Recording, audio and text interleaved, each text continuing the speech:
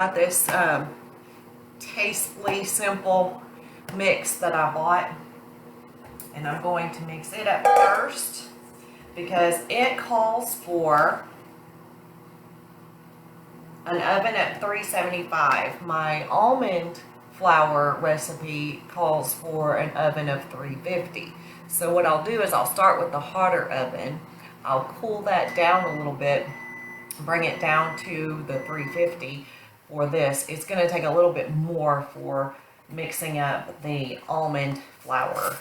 So I'm making basically 2 loaves of bread, and these of course are dairy free. This mix I made sure was dairy free, and it's a very fine mix. And to make a heartier kind of bread with these kinds of mixes, you add egg.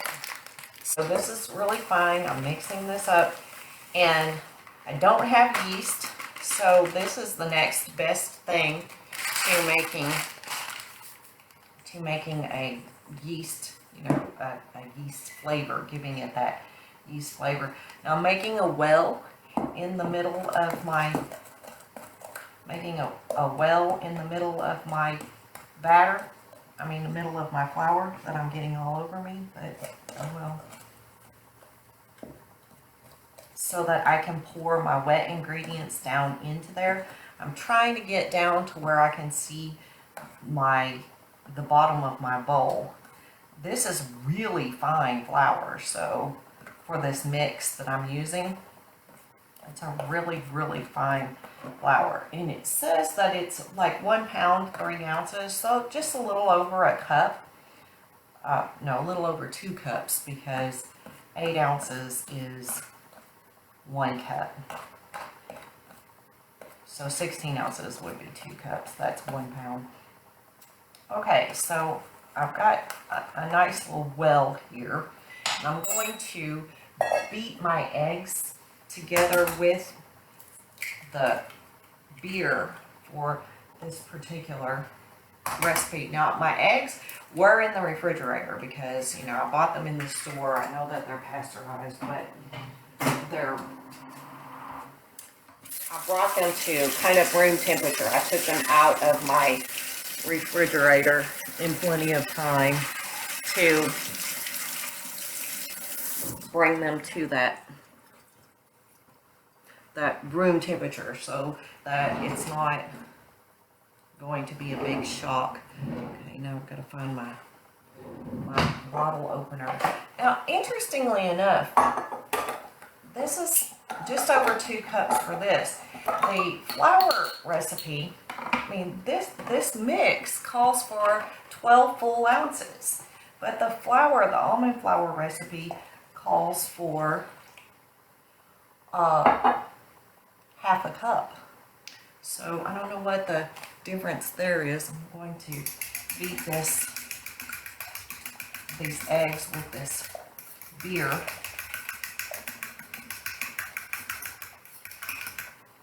Just don't overbeat them. Just kind of like, you just want to break the yolks and put them together with the beer. So it's a full 12 ounces, and what you do is when you pour it in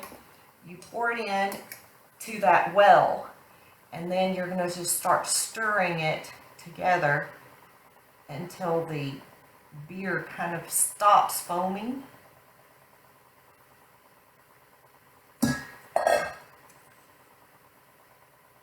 Just kind of go in a circular motion, bringing the flour down from the edges. And this, for some reason, this is just a really good way to incorporate the wet and dry ingredients. Probably could have waited until the beer stopped bubbling in the other bowl with the beaten eggs. So this is 2 eggs for this mix to make it a little bit of a heartier sandwich type bread.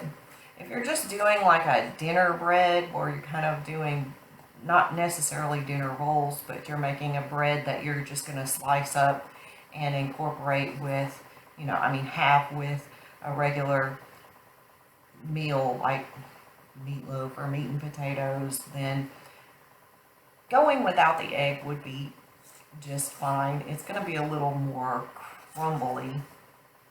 This, I wanted it to be a little bit heartier because I know that we're probably not going to eat the whole thing tonight. If we do, that's fine. For the mix, we are getting 30 grams total carbohydrates. So that's the reason that I wanted to do also one with an almond flour, because remember, the almond flour is going to be lower in total carbohydrates. So it's going to be a little bit low carb. And of course, I'm using a light beer. Not that I care anything about beer. I'm not generally a beer person. Don't really care for beer. But it makes that good, it gives the recipes that you use the beer in, it gives that kind of a yeasty flavor to it. Okay, I'm just gonna get this because it's gonna be lumpy, but I want to make sure that I've got all of my dry ingredients. I probably should switch over to my spatula, which I washed earlier, because I've been baking more. Baking is not generally my forte. I'm not really all that good of a baker, but because I can't make it look good. I'm better with cooking, because it doesn't have to look good to be good. And when you're cooking, you can just mix things together and it's not necessarily pretty, but it tastes good. And that's what I concern myself with, because if you remember, last week I did banana nut muffins, and that turned out pretty ugly, but the ugly ones tasted the best. And interestingly enough, I am not stuck with too many of those. I do have a few left, and I'll give those to Miss Frances. She came down here yesterday on her walker. Oh, y'all, that makes me feel so bad, because I just know she's gonna fall, and I can't do anything about it. I watched her all the way to her driveway till she disappeared, and she does have one of those walkers that has a seat, so she was able to stop about halfway and sit and rest for a little bit. And it's only 2 doors, but still I feel bad. So she told me, and yesterday I didn't get out of my pajamas at all, and she told me, well, maybe tomorrow you can come see me and put on your lipstick. So, and of course I do try to put on my lipstick when I know I'm going to be spending some time with her, because she bought me some lipstick at the PX. She asked me what kind of lipstick I like to wear. I told her generally I don't wear lipstick, but when I do, I wear Clinique. So she, bless her heart, she got me Clinique, so I have to wear my lipstick whenever I'm around her. Anyway, so I've got this, see this batter, it mixed up smooth with the beer. I hope I didn't overbeat it. Now this is one of those, I think it's going to cook for about 45 minutes, but I'll be mixing up this other batter. And it doesn't matter if you don't put it in the oven right away, simply because that beer is going to give it a little bit of a rise before you put it in. And that's also going to give you a heartier loaf. Now, for this, I'm going to put this straight away into my 375 degree oven. Let me get my... I don't want to waste any of this. Well, I may have to, because it's not coming off so smoothly. Okay. So I'm going to put this in here and stick this straight away into the oven. Now, I may still be here so that you'll be able to see this. Probably what I could do is I could take a picture of the finished result and just post the picture like in the comment section here. Sorry y'all, I gotta wash my hands again because anytime I touch anything, I feel like I need to wash my hands. Okay, so I'm gonna put this in the oven, and it says, I think it says 35 minutes. It says, oh, okay. It says it makes 14 servings. It says 50 to 55 minutes, so I'm going to put the timer. I'm probably not going to be here still after 50 minutes because that's kind of a lot. Now let me check on this butter.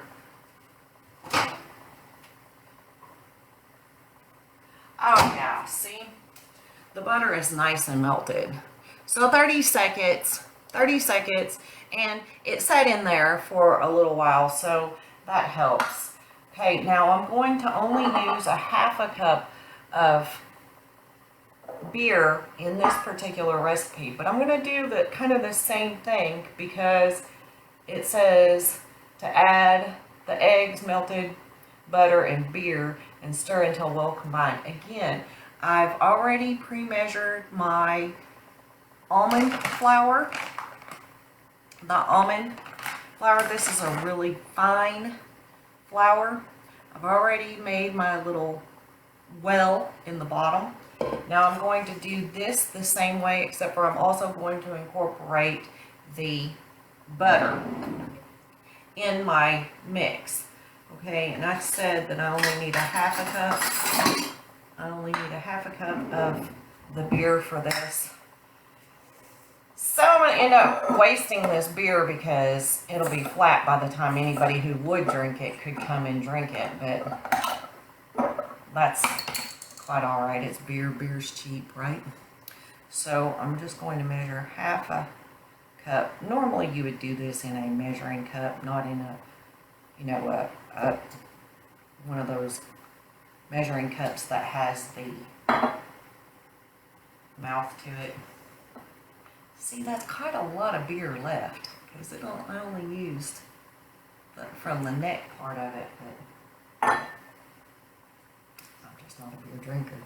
Okay, so I got my 4 eggs, and I'm going to incorporate those. Let me just use this as a trash bowl. Thought I overshot it there. Okay. I've got these Eggland Best eggs that I've kept out. I put out onto the cabinet so that they're not quite room temperature, but they're not straight from the refrigerator either. Because whenever you're cooking with ingredients, you want them to be as close to room temperature as possible because it just makes mixing easier. Not necessarily that there's any kind of rule. It doesn't change the flavor or anything like that, but it is good for mixing. There's no point in dirtying up a lot of dishes with this because, you know, these are the same ingredients even with the mix. It's basically the same. The mix just has all of your baking powder and your salt and everything already pre-mixed in. So I've got my 4 eggs, and I'm going to kind of beat those, get the egg yolks kind of broken up there. Now this is not real warm butter. I did put it in the microwave, but it just kind of melted it. So I'm going to put the colder beer. The beer again is room temperature, just like the rest of my ingredients. But I want that kind of that buffer whenever I put this butter in here because it's warm. It's melted, so it's warmer, and I don't want it to be too warm, you know, to cook the eggs. Okay, so it says, in a large bowl, combine the almond flour, baking powder, and salt, which I did. Add in the eggs, melted butter, and beer. Stir until well combined. Pour the batter into the prepared pan and bake for 40 to 50 minutes, and it will be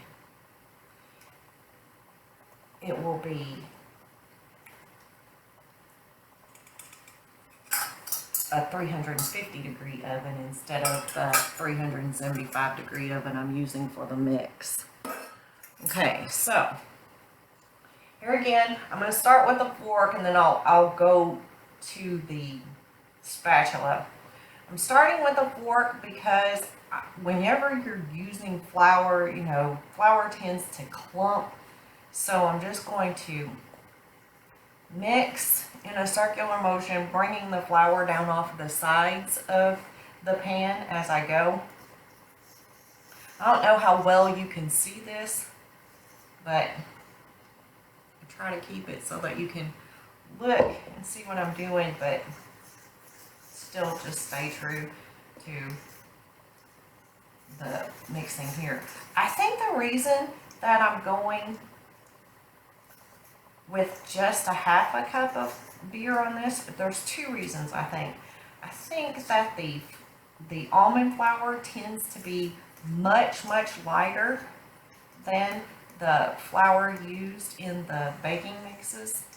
Again, that's 30 grams total carbohydrates, whereas this is going to be about 4 grams total carbohydrates, and that is incorporating the beer. I don't know about the nutritional value of beer. I just know that it's it says 2.6 carbs and 95 calories. So beer, it's a light beer. It's 2.6 carbs, and the carbs for the almond flour is a total of 5 grams, but 3 grams of that is dietary fiber.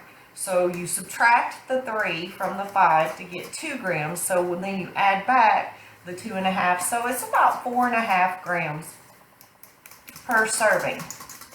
Okay, and it mixed up. There are no lumps in this. So I'm going to, again, use and this actually, I don't know if you're seeing this, but this actually came a lot cleaner than the baking mix itself. So that's encouraging, I think. Okay, so I'm going to use this loaf pan, and I'm going to just spread this into here, and I'll wait until the other bread is out of the oven.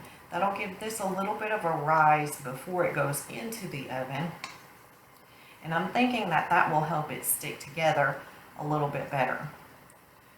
Baking, I guess you can see, is a lot easier than the cooking itself, because with cooking you've got chopping, and you've got different ingredients, and you've got different temperatures, and you've got 2 or 3 pans or pots, and then you've got the time. But with baking, it's 5 minutes. You've put it all together, and it's ready to go into the oven, and the bulk of it is just whatever the oven takes. Now, I use the oven when I'm cooking too, so it's not like it's a foreign, you know, like using the oven is a foreign concept to me, but it's just not, I just don't use the oven and bake a lot. If you watched Rachel Ray yesterday, she did this kind of, it looked to me like goulash, but she put it in a bundt pan with breadcrumbs. And so last night I tried that, and that turned out pretty interesting. I'll show you. Of course, mine fell apart. She didn't use any dairy in hers either, I noticed. Well, she used cheese. So I think that the cheese helped hers stay together, but this is what it turned out looking like. Just, it tastes good, but it just doesn't look real good. Like I said, when you're cooking, you don't really have to have it look so good. You just, because you're just gonna put it onto the plate and you could drizzle something over it and it'll look good then. Okay, so I'm waiting for this bread to come out. I'm gonna put this over here kind of on top of the stove. That's kind of a warm place for it. And it'll rise a little bit, but not too much.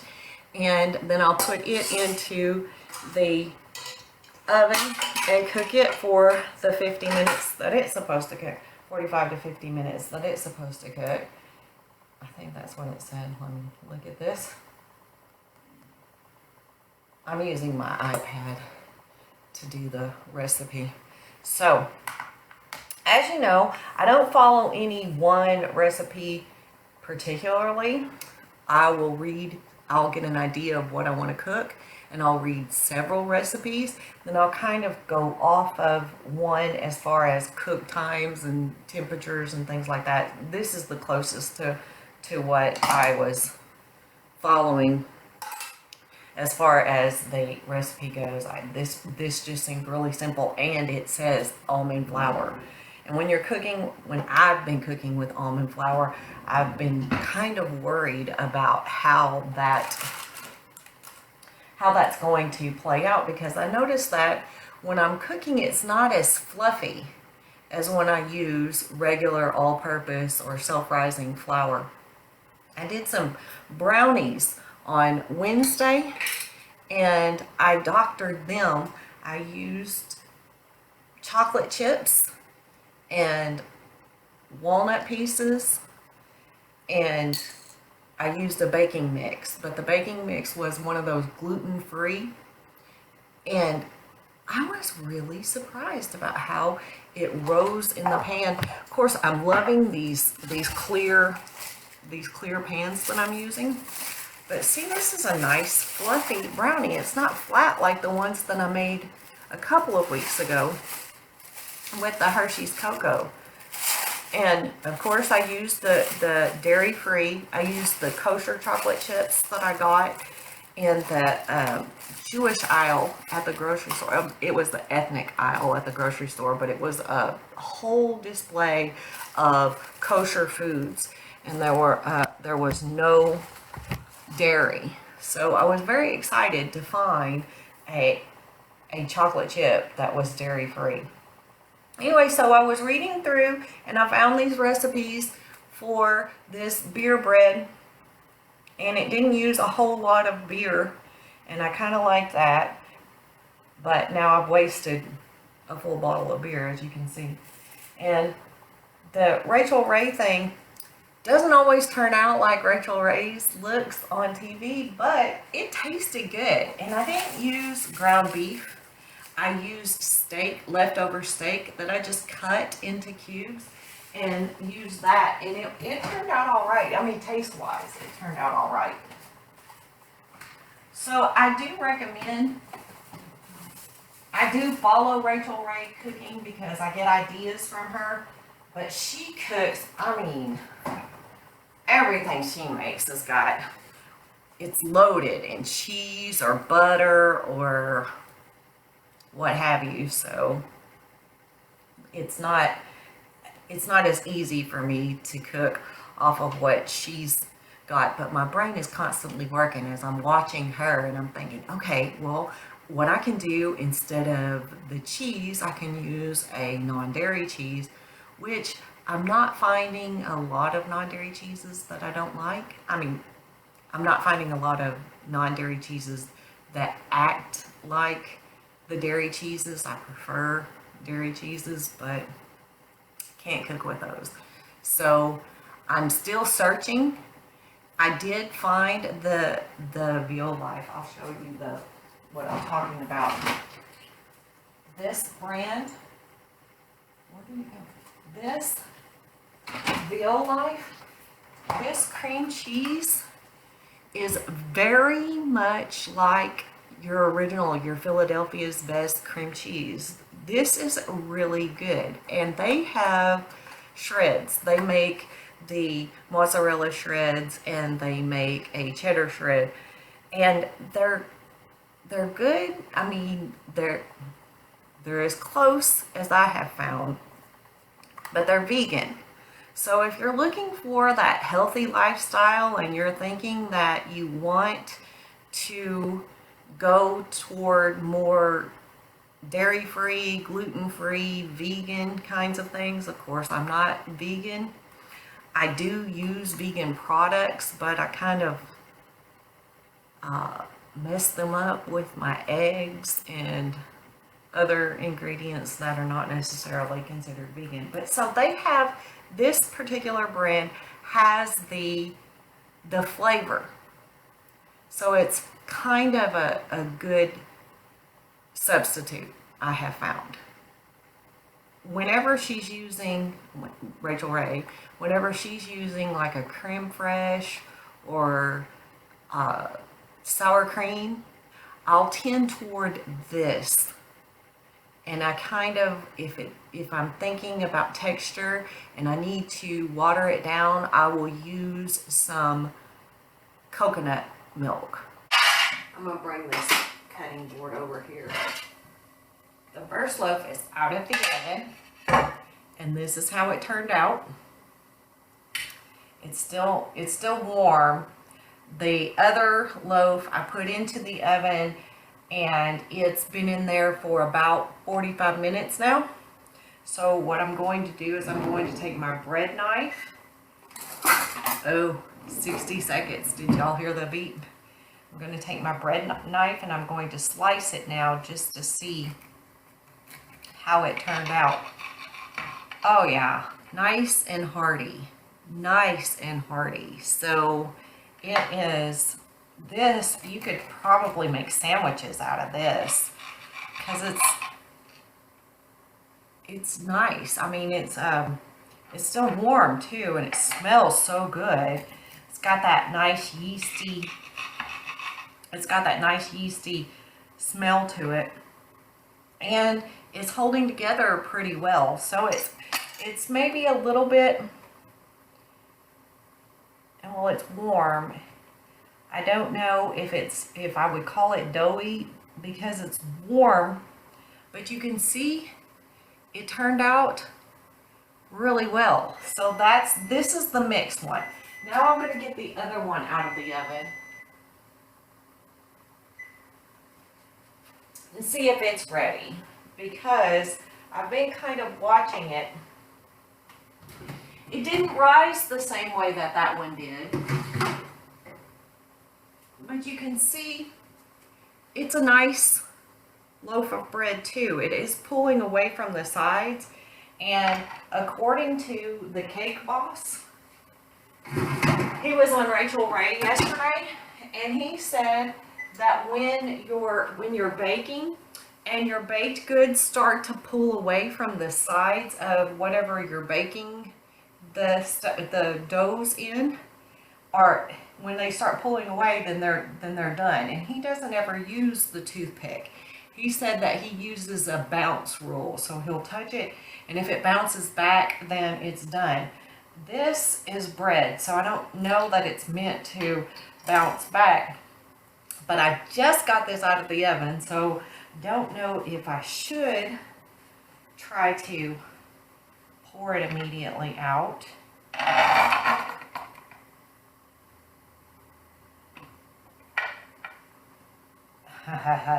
But I did, and it came out just fine.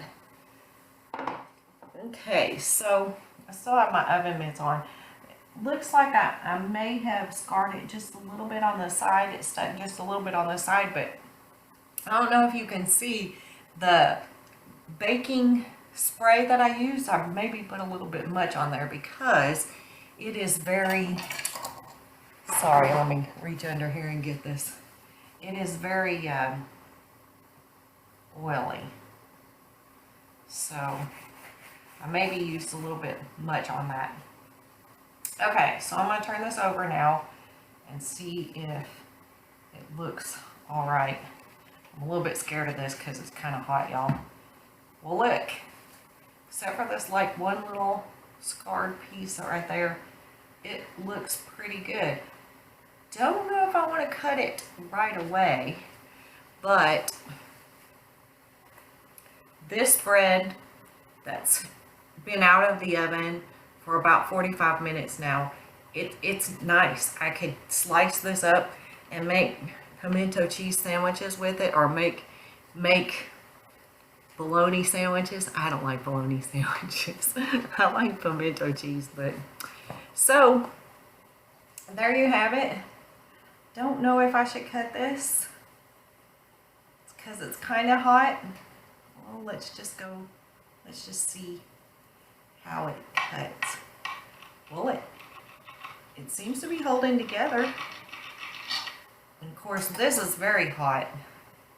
But look, it turned out just as good as far as the look of it. It's just that when you use the almond flour, it's not as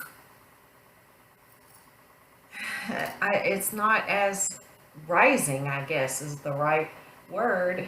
I don't know if that is a result of me cooking it and leaving it out before I stuck it straight away in the oven. I don't know if that would have made any kind of difference. I can't imagine that it would, but it looks to have the same kind of density, just that this is a flatter bread.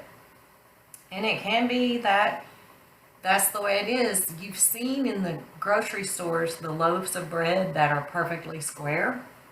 Maybe that's what this kind of is, because it's kind of the same recipe, except for this is going to be higher in carbs than the loaf of bread that was made with the almond flour. So I don't know. I kind of wonder what Rachael Ray would say about all this.